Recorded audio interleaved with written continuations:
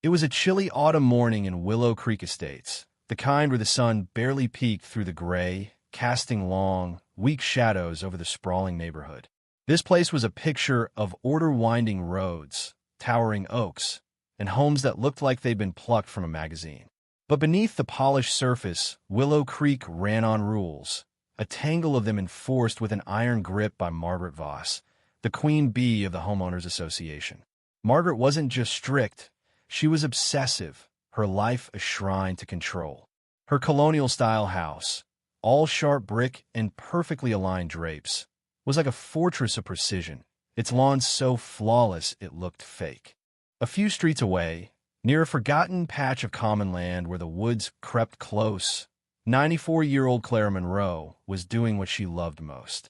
Clara, a retired Army nurse who'd seen the worst of 2 wars, was a tiny woman with a spirit that could move mountains. Every week, she'd will her sturdy walker complete with a little basket for her VYALS and notebook tow a storm drain to collect rainwater samples.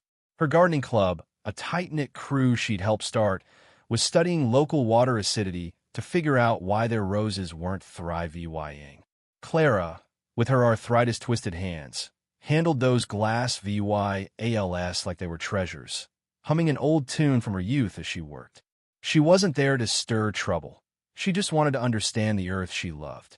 That drain, though, was a relic hold, with a heavy iron grate and a steep, moss-slicked stairwell plunging into a dark maintenance platform below. Clara had no business going down those steps. She was too smart for that. She just needed the runoff water pooling near the grate.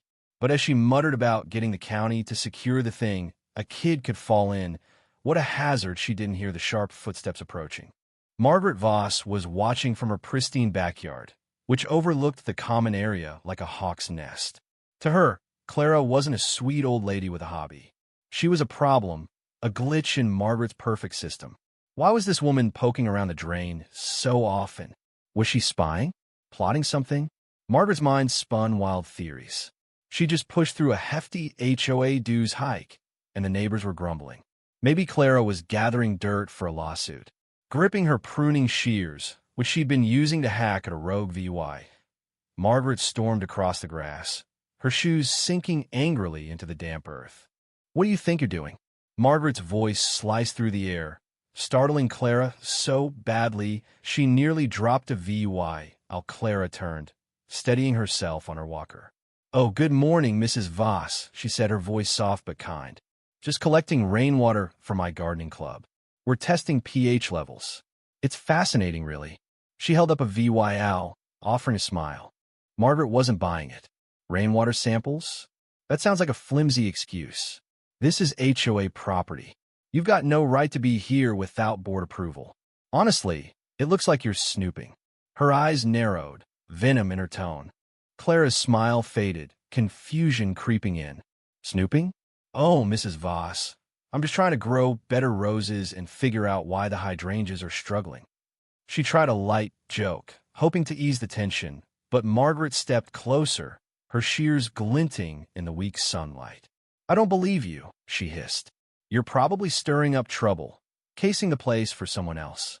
People your age are so easily fooled." The insult hit Clara hard. Her voice steadied, carrying the quiet steel of a woman who'd faced down chaos in war zones. "Now listen here, young lady. I won't stand for these baseless accusations. I deserve an apology." But before Clara could finish, Margaret snapped. Whether it was rage, paranoia, or pure malice, she lunged forward and shoved Clara with both hands. The 94-year-old, frail despite her fire, had no chance.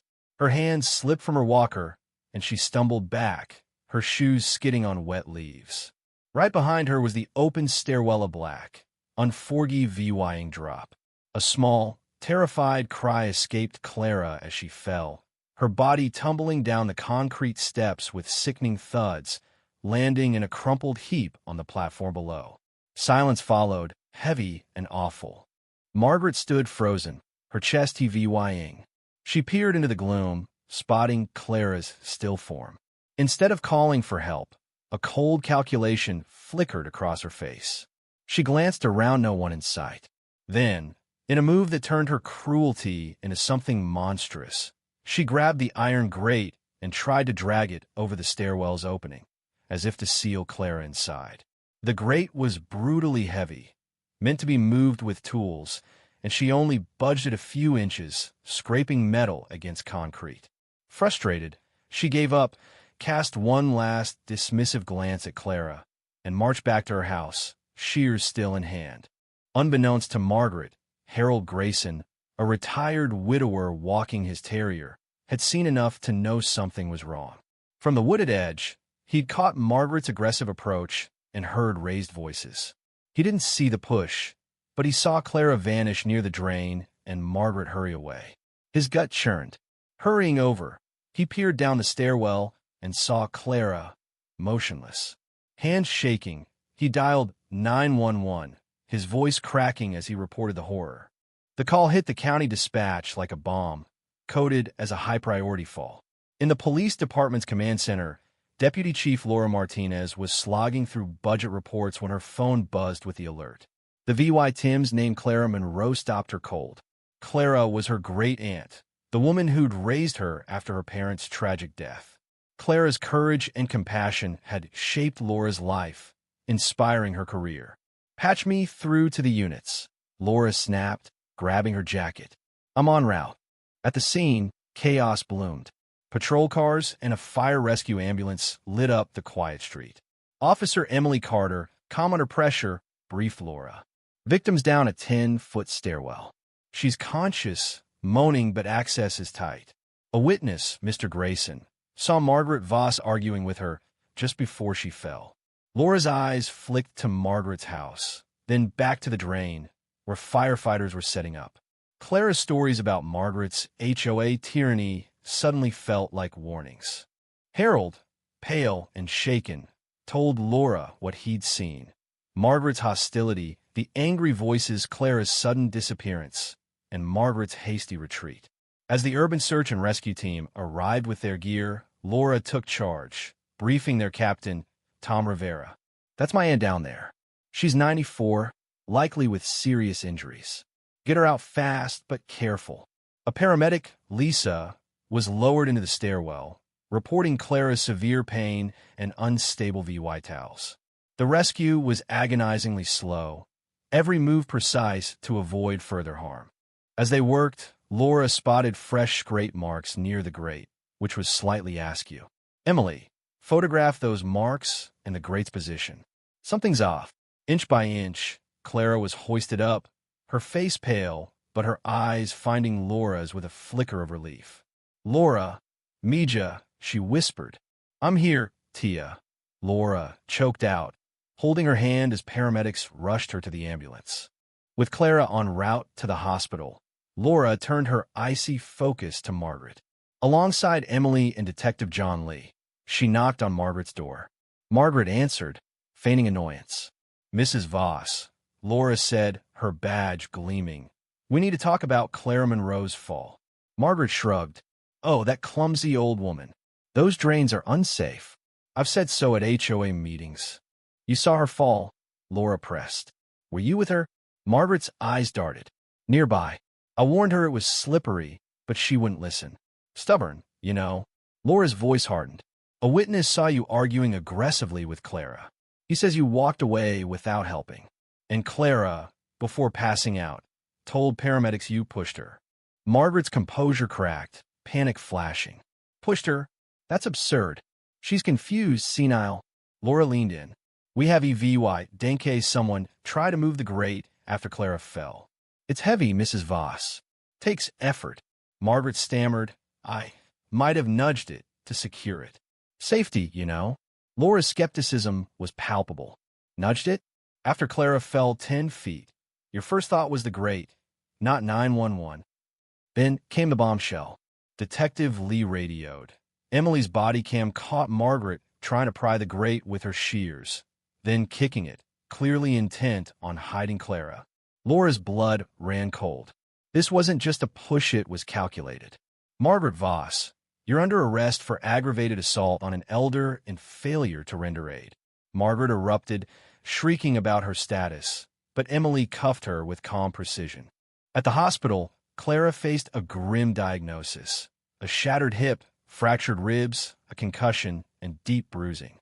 At 94, recovery was uncertain, but Clara, who'd served VY war's horrors, wasn't done fighting. "I'll outlast that woman," she whispered to Laura, her eyes fierce. The EVY dense body cam, a neighbor's security footage, Harold's testimony, and the great scrape marks was damning. Charges escalated to battery, attempted false imprisonment, and attempted manslaughter. Willow Creek reeled. Margaret, the HOA tyrant, was exposed as a monster. The board stripped her of power, issued apologies, and vowed to seal the drain. Clara's gardening club rallied, tending her roses while she relearned to walk. The city, moved by her story, transformed the common area into Monroe Commons, a VY Brandt garden with roses and benches, dedicated in a tearful ceremony where Clara cut the ribbon. Margaret's trial was swift. The jury, horrified by footage of her cold determination, convicted her in hours. The judge's words were scathing. "Your attack on Clara Monroe, a war hero, was cowardly and cruel. Your attempt to seal her in that stairwell shows a Deborah VY tie that shocks the conscience." Margaret got 15 years, her home seized to cover Clara's care. She'd end her days in a cell, while Clara's garden bloomed. Clara's recovery was brutal, but her spirit held. Supported by Laura and her club, she returned home, her porch once again her command post. The garden stood as a testament to her strength, replacing a dark memory with beauty. Justice had won, but at a cost. So what do you think? Was Margaret just a paranoid woman who snapped, or was she a calculating predator? Should Clara have been more cautious around that drain? Or was she a VY Tim of Margaret's unhinged control? And what about the HOA? Do these boards have too much power, breeding tyrants like Margaret? Drop your thoughts below, hit that like button, and subscribe for more stories that'll keep you talking.